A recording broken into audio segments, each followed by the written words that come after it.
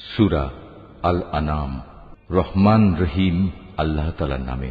সমস্ত প্রশংসা আল্লাহর জন্য, যিনি আকাশমালা ও ভূমণ্ডল পয়দা করেছেন এবং তিনি অন্ধকার সমূহ ও আলো সৃষ্টি করেছেন।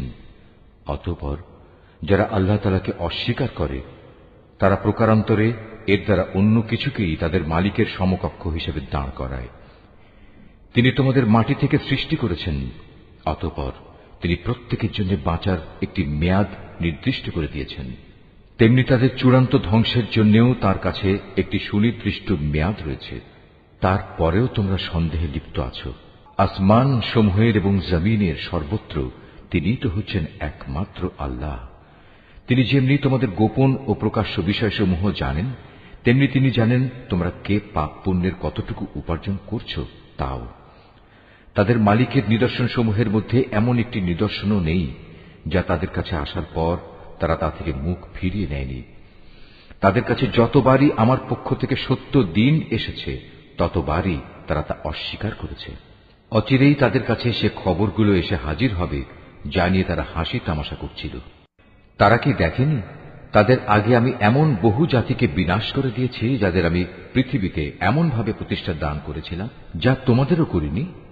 আকাশ থেকে তাদের ওপর আমি প্রচুর বৃষ্টি বর্ষণ করেছি, আবার তাদের মাটির নিচ থেকে আমি ঝর্ণাধারা প্রবাহিত করে দিয়েছি।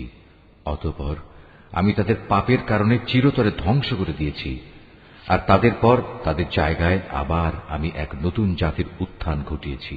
হে নবী, আমি যদি তোমার কাছে কাগজে লেখা কোনো কেতাব নাজিল করতাম এবং তারা যদি তাদের হাত দিয়ে তা স্পর্শ করত, তাহলেও কাফেররা বলতো এটা তো সুস্পষ্ট জাদু ছাড়া আর কিছুই নয়। তারা বলে, এ নবীর প্রতি কোনো ফেরেশতা নাজিল করা হলো না কেন, যে তার সত্যতা সম্পর্কে আমাদের বলে দিত?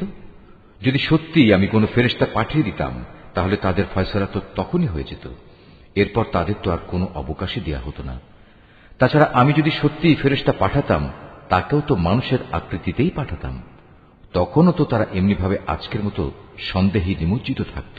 হে রাসূল, তোমার আগেও বহু নবী রাসূলকে এভাবে ঠাট্টা বিদ্রূপ করা হয়েছিল। অনন্তর তাদের মধ্যে যারা নবীর সাথে যে ঠাট্টা বিদ্রূপ করেছে তাই তাদের পরিবেষ্টন করে ফেলেছে। হে নবী, তুমি তাদের বলো, তোমরা এ পৃথিবীতে ঘুরে ফিরে দেখো দেখো যারা নবী রাসূলদের মিথ্যা প্রতিপন্ন করেছে তাদের কি ভয়াবহ পরিণাম হয়েছে। হে নবী, তুমি তাদের জিজ্ঞেস করো, আসমান সমূহ ও জমিনে যা কিছু আছে তা সব কার মালিকানাভুক্ত? তুমি বলো, এর সবকিছুই আল্লাহ তাআলার জন্য। মানুষদের উপর দয়া করাটা তিনি তার নিজের উপর কর্তব্য বলে স্থির করে নিয়েছেন। কিয়ামতের দিন তিনি তোমাদের অবশ্যই জড়ো করবেন, এতে বিন্দুমাত্র সন্দেহ নেই।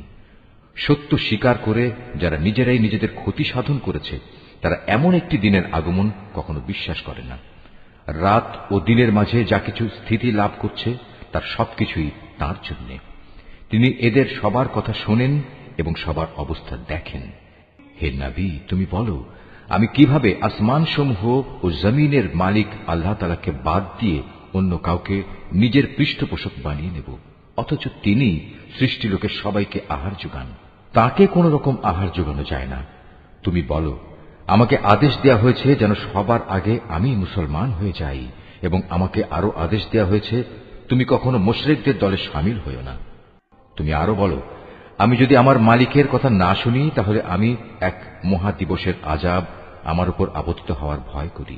সে কিয়ামতের দিন যাকে তার শাস্তি থেকে রেহাই দেয়া হবে তার উপর নিঃসন্দেহে আল্লাহ তাআলা অনুগ্রহ করবেন, আর এটিই হবে সেদিনের সুস্পষ্ট সাফল্য। জেনে রেখো, যদি আল্লাহ তাআলা তোমাকে কোনো দুঃখ পৌঁছাতে চান তাহলে তিনি ছাড়া আর কেউই তোমা থেকে তা দূর করতে পারবে না। অপরদিকে তিনি যদি তোমার কোনো উপকার করেন তাহলে কেউ তাতে বাধাও দিতে পারবে না। তিনি সবকিছুর উপর একক ক্ষমতাবান। তিনি তার বান্দাদের উপর একচ্ছত্র ক্ষমতার অধিকারী। তিনি মহাজ্ঞানী, তিনি সম্যক ওয়াকিবহাল। তুমি তাদের বলো, সাক্ষী হিসেবে কার সাক্ষ্য সবচেয়ে বেশি বড়? তুমি বলো, হ্যাঁ, একমাত্র আল্লাহ তাআলার, যিনি তোমাদের এবং আমার মাঝে সর্বোত্তম সাক্ষী হয়ে থাকবেন। এ কোরআন তার কাছ থেকেই আমার কাছে নাজিল করা হয়েছে, যেন তা দিয়ে তোমাদের এবং তোমাদের পর যাদের কাছে এ গ্রন্থ পৌঁছবে তাদের সকলকে আমি আযাবের ভয় দেখাই।